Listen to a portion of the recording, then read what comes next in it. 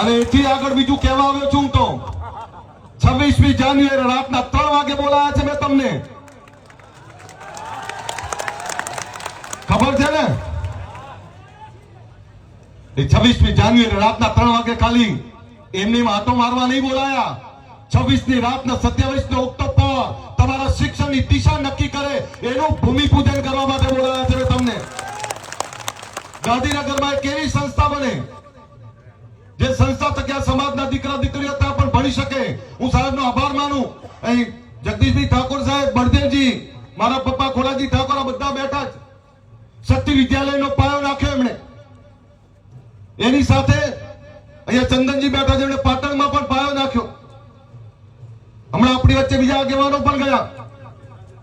કેસાજી એ દિયોદરમાં જે સંસ્થા ચલાવે છે, આ કોઈ નાની વાત નથી. અહીંયા બાબરમાં જ્ઞાનીબેનને ચલાવે છે. હમણાં સ્વરૂપજી એમણે મુહૂર્ત કર્યું.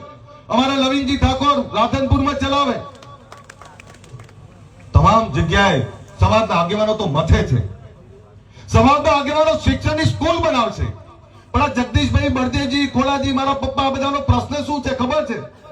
કે અમે સ્કૂલો કોલેજો તો બનાવી દઈએ, પણ તમારા દીકરાઓને મોકલશે કોણ? તમે મોકલતા નથી એટલે એનું ઘડતર નથી કરી શકતા. આજે સમાજ જાગ્યો છે, સમાજમાં ભૂખ છે, પણ દિયોદર છોડીને એમને અમદાવાદ આવવું પડશે. અમદાવાદ ગાંધીનગર છોડીને અમેરિકા જવું પડશે તો જ આગળ વધશો.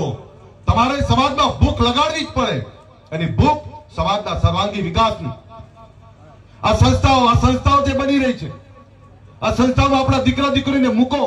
અને હમણાં ભરતસિંહભાઈ એક બહુ પીડા વ્યક્ત કરી, બોલી ના શક્યા, પણ હું તમને કહું કે સંસ્થા બનતા બનાવી દઈએ છીએ, એનો નિભાવ કરો, એને ચલાવી એથી વધારે કાઠું કામ છે.